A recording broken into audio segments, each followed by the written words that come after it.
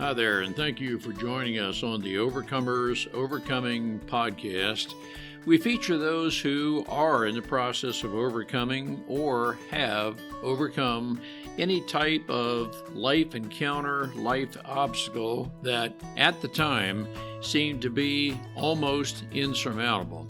With this podcast, we have three objectives in mind. Our first objective is we want you to know with a confident resolve you are not alone. We want to work with you. We want you to know there are others who are working with you, who want to help you through whatever you are encountering, and together we will get through whatever you're experiencing. Our second objective is there are multiple options for any life encounter you are facing. We want to help you develop a resolve that there are various options and solutions to any life dilemma. Our third objective is to help you with critical thinking skills. If you're encountering something that was possibly a decision you made sometime in the past, and if you had the opportunity for a life redo, you would make a different decision. We want to help you with those critical thinking skills that can help you make an informed decision and not encounter what you're going through at the moment. We are the Cooper Culture, a veteran-owned business. We work with business personnel and families to develop and sustain connected relationship cultures within their families and organizations. That type organization is one where people feel wanted, appreciated, and genuinely a part of that organization. I'm with my wife and business partner, Marty, who has helped me facilitate this podcast. Today we feature Avi Wolfson, who discusses a part of his upbringing where he was led to believe he did not have any worth. He wasn't sure what his value is. He went through a fair amount of trauma where he discusses a part of that trauma and the lack of belief in himself was his environment. Without dwelling on the past, he declares that he is not a victim of anything in the past, but through a process of surrounding himself with the right people, he became a victor over his past, and he is on a journey to becoming the person God created him to be. And he's got a lot of successes in his life, Marty, but as I said in the introduction, he's had to overcome several things in his life. What are some takeaways our listeners can gain from Abby?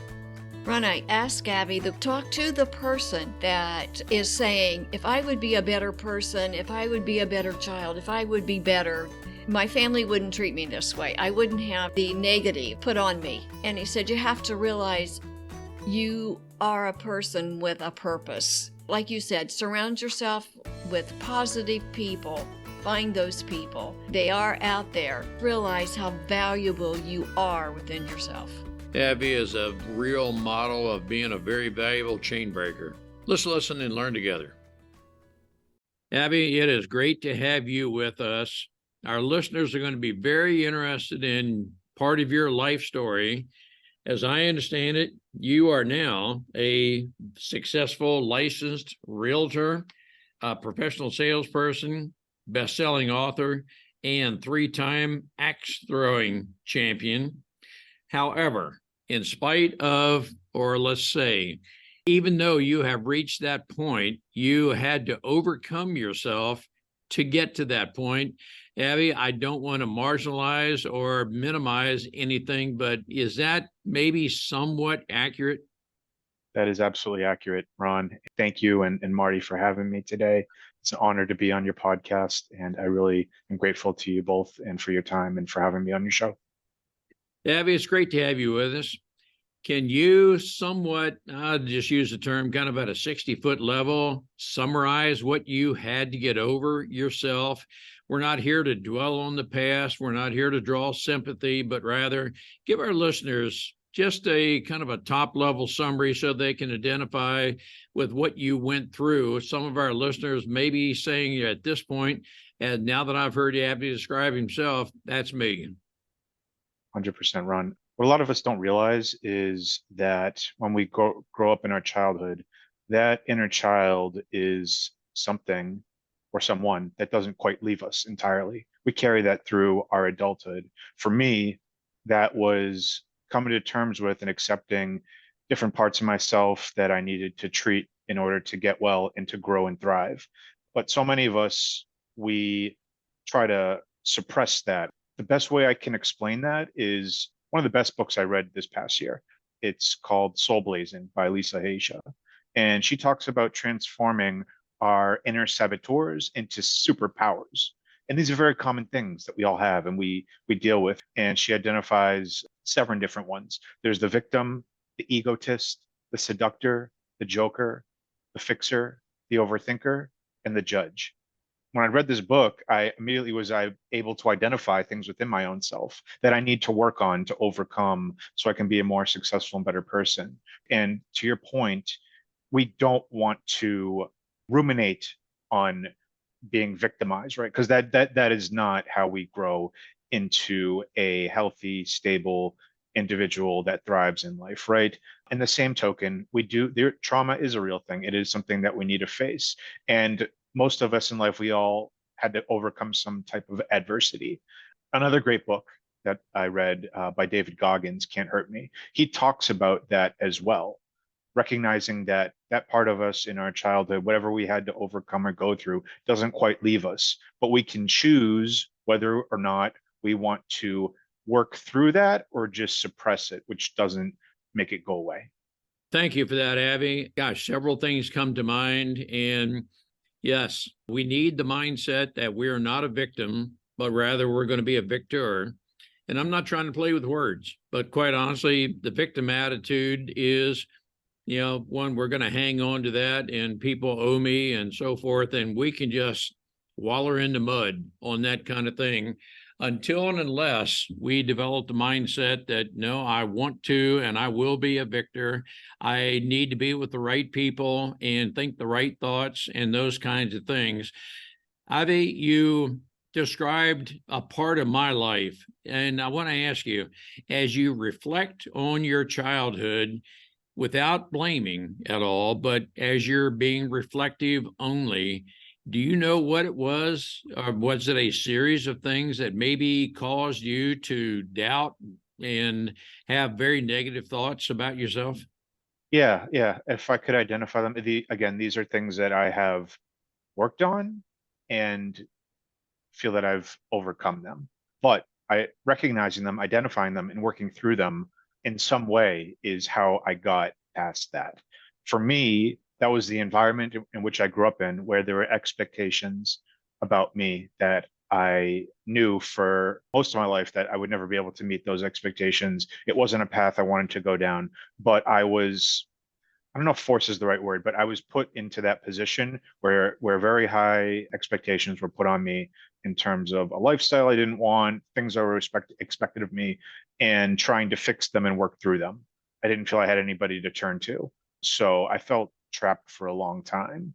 But as I got older, I was able to shift where I was in my own environment and to more positive people to help me grow and thrive.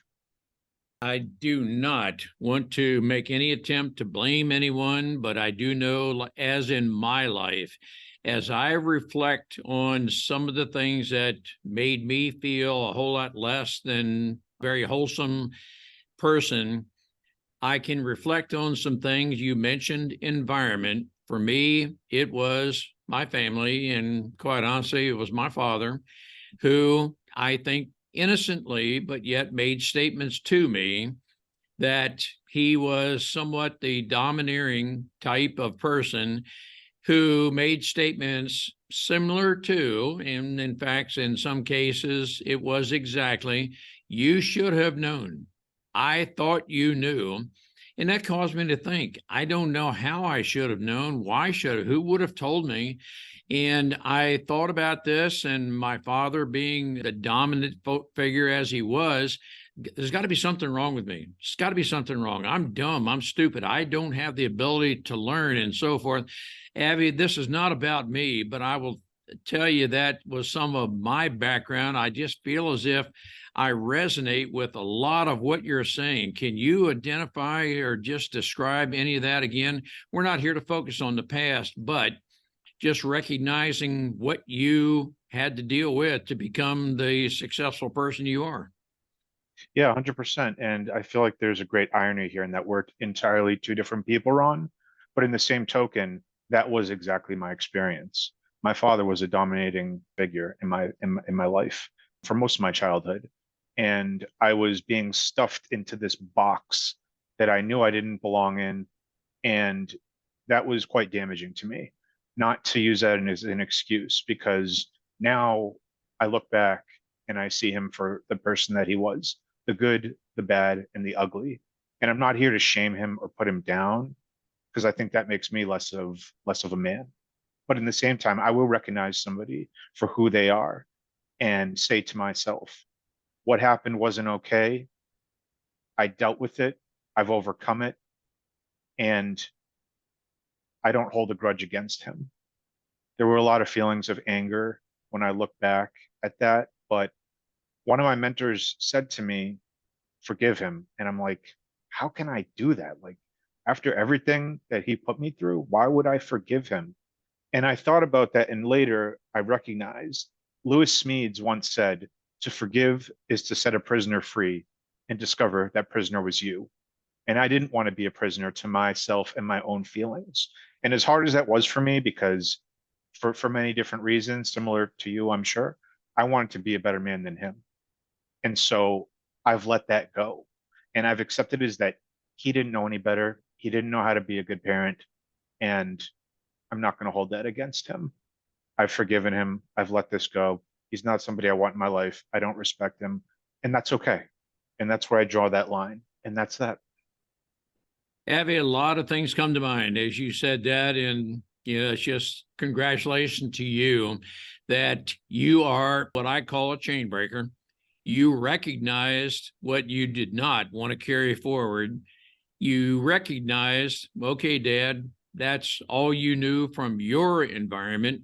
And Dad, in hindsight, you did pass on to me the environment in which you endured, but it will stop with me, Abby. Abby, can you tell our listeners, and I doubt there was a single moment, but at what point did you have the resolve? That's what I'm sensing. You had to resolve that no more of this. I'm not going to feel this despondent about myself. I'm not going to feel this bad. I will be a chain breaker, whatever term you use. Can you determine this what may be a series of events? How long did it take? That's a very open-ended question that probably would take a long while to answer. Yeah. And to your point, Ron, for a very long time, I internalized and blamed myself for the situation that I was in. And that was a really tough thing. I blamed myself, but we're not the only ones. So many people, it is a natural thing and an easy way to just cope with it. This is my own fault. I caused this to myself, but that couldn't be further from the truth. It was around the time when I got out of high school. I had joined the military. I had surrounded myself with friends, with positive people that I had, and to really fully look at my life in a different way, more holistically, and to kind of see who I am as a person, see who he was, and have a very clear understanding of that and the direction I wanted to go in. So it was largely who I surrounded myself with and positioning myself to put myself into a better situation and to let go of that notion that this is my fault, because it wasn't my fault. And that's okay. And life isn't perfect, but it doesn't have to be perfect to be a happy life. And that is, I guess, the best outlook that I had that really helped me to get over that hump, to move on with my life and to let go of that. And to, even though I might be the black sheep of my family, that's okay. I still have great friends. I have so many blessings. I'm on this show here talking to you and Marty right now. These are all things that tell me I'm putting myself in a positive direction. And we control our, the actions we take, the decisions we make shape our destiny and where we go and how it dictates our life. Those are great words of wisdom, Abby. I will tell you, there are many of us, I do believe there are many listeners right now who are going through some phase of life. They don't think very much of themselves. Who knows? They may have experienced various failings in life, which tends at times to re-emphasize, I'm really not worth anything. Some people take it to the ultimate extreme of suicide and so forth. You made the right choice that it's going to stop with me. I'm not going to carry forward. I am sensing, well, one of the turning points that took you in that right direction was you very clearly said you surrounded yourself with the right people. It may have been a matter of, if not dropping previous friends, you at least spent more time with, I'm going to use the term positive thinking people. And when you surround yourself with those kind of people, you tend to think more about, this is what I want to become and not what I don't want to become type thing. Is that even remotely a thought process you had? Yeah, absolutely. And just so you and Marty can understand and your listeners can understand, the things that you described of hopelessness and all those feelings are things that I endured, and they were quite painful. And there were times where I wanted to give up, but I came to a realization that we all have a purpose in life. We are here for a reason. Even if you feel that you have no value, no worth, you do, because you're here. We have a purpose. We all have a purpose. I found my purpose, and that didn't come right away. It came much later, where I realized that I want to be a public speaker. I want to help as many people as I possibly can to find their ultimate purpose in life and their own inner champion. We all have one. We just need to take the time to discover what it is that truly makes our heart beat. It's there, and it doesn't, we don't always find out what it is, but I'm so glad that had the patience within myself, because it's easy to get impatient. It's easy to feel all alone and stuck and isolated and feel like there is no path forward. But oftentimes, so many times in life, we're at the end of the tunnel. We don't even know it, but we are right there. We are right at the finish line, and it's a journey worth pursuing. We are all here for a reason, and we all have a purpose. Even if, you feel that you don't have anything to offer, you do. You just haven't discovered it yet. It's so important to put eggs in different baskets. Keep trying new things. You will find your purpose and what you're meant to do to make it easier and better for the next generation. Abby, I want to say I speak from experience, but the thought, if I would be a better person, my mother or my father would not treat me this way. Help the person that feels that way, what you did to overcome that thought. I realized, and a lot of people had told me this throughout my life, and this just goes to the point which I just made, that we all have a purpose. And people told me that, people that I didn't even know well, or people that didn't even like me, told me, and they meant it. And I really know they meant it when they said, Avi, you inspire. Avi, you inspired me. And for a long time, I was very humble about that, which is another lesson I learned. Don't be too humble that you don't pursue something that you are capable of doing and can positively impact people or this world in some way. So when I came to the acceptance that I really can do this, I really do have a higher purpose, and as hard as that might be, I'm going to pursue that relentlessly and even just take steps towards that, and recognizing, despite how much internally I hated myself, Marty, right? How I blamed myself, it's so easy to get stuck in that negative self-talk. But what's harder and more important is to have the positive self-talk, to recognize our worth, write it down, put it on a post-it note, somebody that said something about you positive, a positive thought. Keep those things in front of you, because it's so easy to lose sight of the positive, and it's so easy to focus on the negative. But there are so many ways in which we can take those positive thoughts, feelings, and put them in front of us so we don't lose sight, so we do remember, and we can overcome and realize that that wasn't my fault. I'm somebody who's incredible. I have something of value to offer to this world. I'm going to do incredible things. I'm going to strive to be a better person than I was yesterday and to find ultimately love within our own selves, which is something I've struggled with a lot, and so many of us have. Great. Thank you. Abby, that's very important what you just said. Everybody has strengths. Everybody has a purpose. Everybody, and it's taken me a while to fully reckon with this, everybody has a story someone needs to hear. And so, Abby, you're a gifted public speaker. I'm going to guess maybe sometime during your life, someone may have told you, Abby, you'd never do that. You're not cut out for that. Or you may have churned that in your mind over some period of time and you had to overcome those thoughts. Did anything like that happen to you? It absolutely did, Ron. It's actually the first part of my speech when I talk. And it was a very specific incident, and I will remember that. And I don't do it because I want to harbor those feelings and remember it for the rest of my life, but I do it because I want to help people that experience something like this, which over time I've discovered a lot of people have experienced something very similar to that to me. It was when I made the middle school basketball team and I couldn't score even 1 point. And somebody came up to me, one of the best players on my team, and he told me to quit.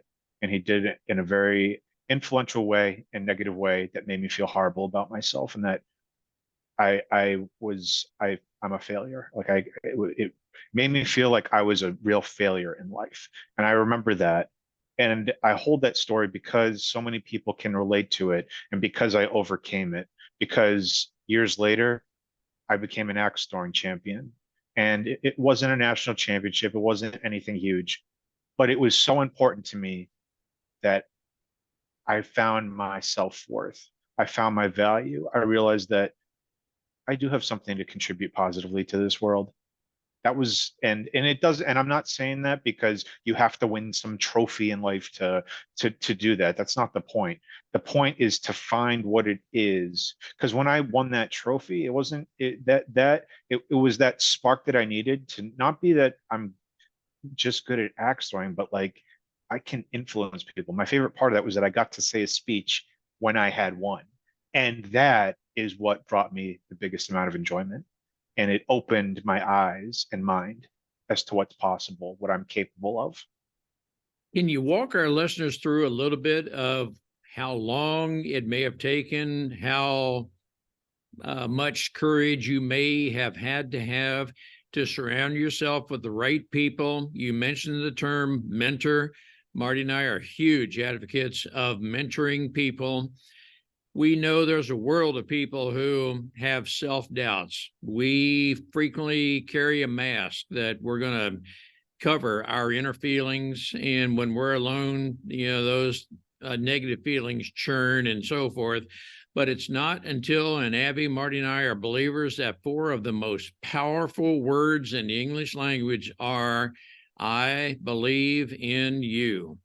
And when we project that from the heart, when we are talking one-on-one, I use the term eyeball to eyeball, and Abby, I project that from my heart to you, you are going to make a change. And can you walk us through any part of your life like that you took on a mentor and you really started to believe and your world kind of changed from the negative doubts into I I will? Absolutely. So in order to win that axe throwing championship, I actually got help mentally from a tennis coach. And it was just by chance I found him. I had no expectations, but he said, I think I can help you. And he gave me the tools that I needed to mentally win that championship. And even though I made a mistake and it was really close, I came out victorious. And I credit him, my coach, for helping me mentally reach that place where even though I made a mistake, even though I could have lost, I had the mental fortitude that I needed. But if I was just me on my own, truthfully, I don't think I could have won. But he taught me. He gave me the tools. He gave me the knowledge that I really needed. And I think that that is true of not just in sports, but in business, in life, in relationships. We all need somebody. Would Jeff Bezos have made it all on his own? No. Would Bill Gates have made it all on his own? No. They all needed people. Elon Musk, could he made it all on his own? No. They all needed people they could count on to guide them, direct them, advise them. And it's no different. And I think when it comes to mental health, it gets a bad rep, right? Because everybody like, oh, why do you need to see a shrink? Why do you need to feel small? And I want to change that notion that if you need mental health, that's some type of weakness or vulnerability. It's no different than if you were to have the option to have, hey, would you like to have a business advisor that has run businesses successfully for 30 years? Or you could do it on your own. Of course, you would choose to have a mentor or a coach who's been there and has done that before to help guide you. It's the same thing when it comes to health, mental health, or whatever the case may be. Having somebody to guide you is being smart and is making the right move. Mental health, that is something that Marty and I are emphasizing. As I think back on my life, I was a stinking thinker. I needed mental health, but for some people, they would say, well, just hold up the card which says I'm not okay. Never, never, never would I have done that. I don't know who may have possibly thought about institutionalizing me or something like that. I'm just not going to advertise, man, there's something very dreadfully wrong with me. I'd rather remain silent and have you guess than for me to open up and, it's me to confirm something like that. But mental health, one of the things I want to emphasize with our listeners is let's engage. Let's engage with people. If you're anything like me, I'm silent. I'm looking at my shoe tops. I just cannot engage, will not engage in conversation. You just sense that maybe there's something. I'd rather, Abby, you ask me, is everything all right? And if through a relationship, you prove to me you're a safe space, and I know you're not going to institutionalize me or otherwise gossip about me and so forth, you may just be able to draw out of me, well, I don't know exactly what it is. There's something. And we need to continuously peel that onion back. Abby, mental health, it is a huge, huge topic that we need to engage. I want to encourage our listeners to engage with other people. I have coined I coined the expression. Let's just say that I have learned the expression. I would rather apologize than have to eulogize. Meaning, if I ask you, is there anything wrong? And I'd rather apologize to you for thinking that maybe there was than to wake up the next morning only to find out you made a fateful decision. Abby, it's about mental health. It's what you've overcome. But I want to do everything I can to encourage our listeners engage in other people's lives. Yeah, and it's so important, Ron. I mean, the things that I'm seeing in the news that are happening make me not want to watch the news, but we have to, and we see what's unfolding, and it's very, very ugly, and it's very sad and tragic. And I just think that there's this notion in society, particularly for men, that it's not okay to have feelings. It's not, you have to deal with it internally, otherwise you're not a man. And so we both have feelings, right? Both, we need to work through things, and some things are really tough. And being a different gender doesn't make it easier necessarily. So to your point, I would encourage people to, because I resonate with what you just said, and I think it's important, and it can make all the difference. It can save a life. It can save lives. Because if we're just ignorant to it and just think that everything's fine and we never ask, it's not going to get better. Problems like that don't go away. And sometimes somebody just needs something. They just need a shoulder to lean on. They just need somebody to talk to, and it can make all the difference. And it's so important. In the context of having to work through, do you sometimes have flashbacks? Can a person maybe make a statement, do something that causes you to flash back to the past, the way things used to be, and mentally you have to work through that. It may take only a couple of minutes, but do you mentally sometimes incur that? Yeah, I had a friend and he was quite young at the time. I remember he took his life and I've never forgotten him. He's always been with me and he was just so young. He was so funny. He was so smart. He was so intelligent. It was inconceivable to me that anything like that would ever happen. When it does happen, it's extremely sad, and it makes me realize you just don't know what people are going through, and it's so important to just to ask and to find out.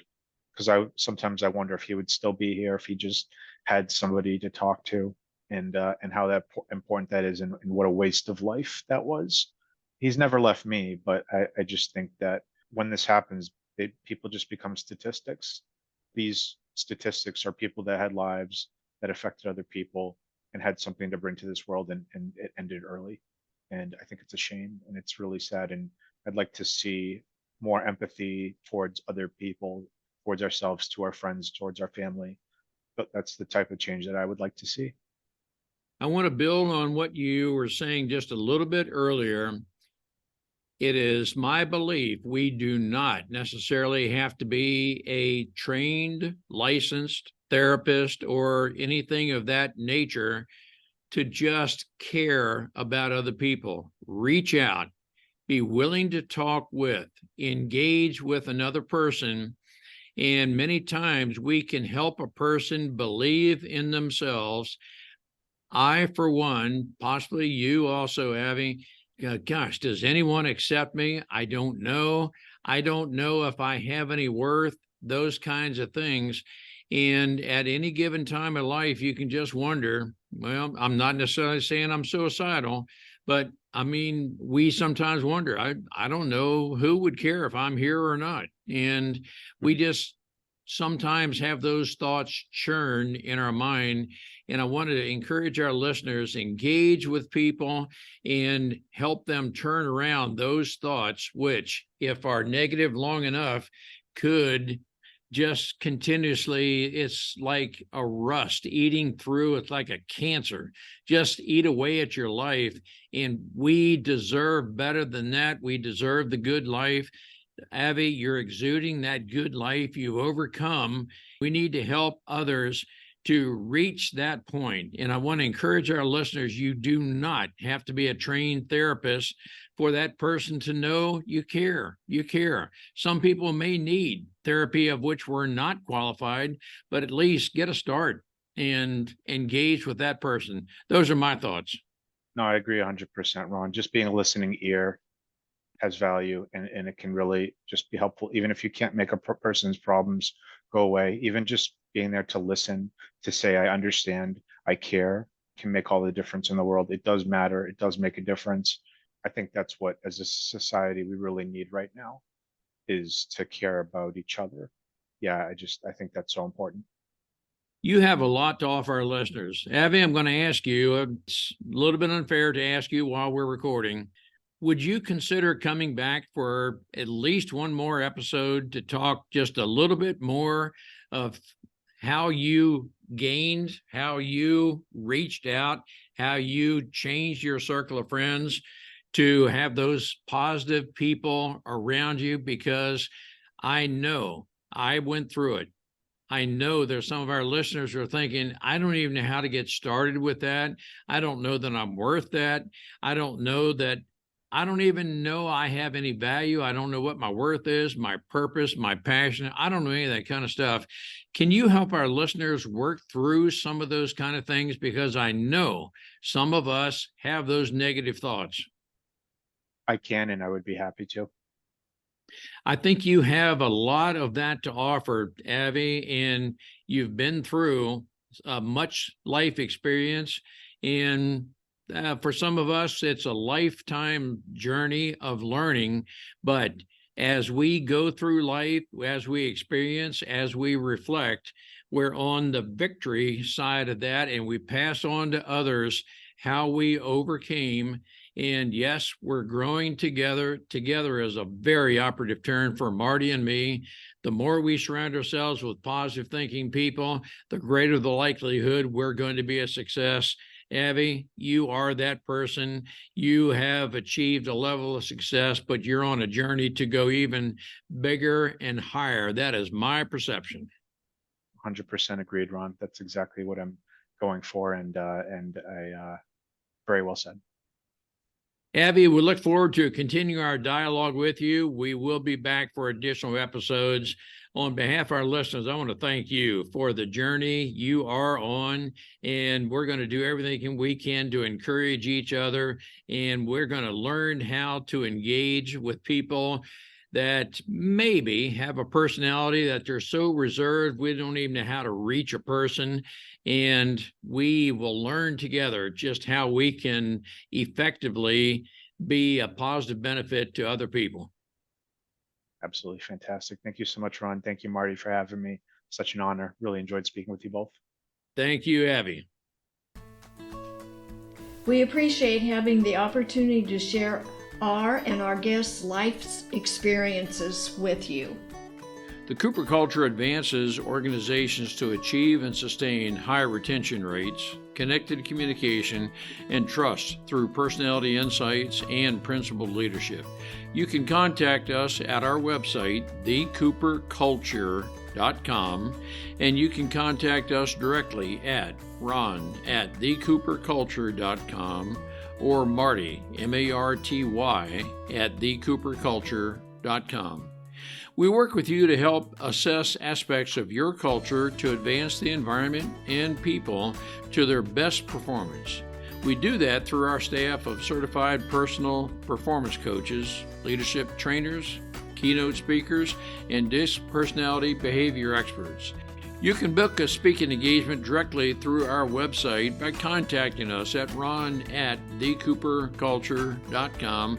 We look forward to sharing our life experiences with you, some of which are profound, some of which are pretty funny. Some of those life experiences are ones we'll never do that again because we've been through stuff. We truly look forward to working with you, speaking with you, helping advance you in any way that we can.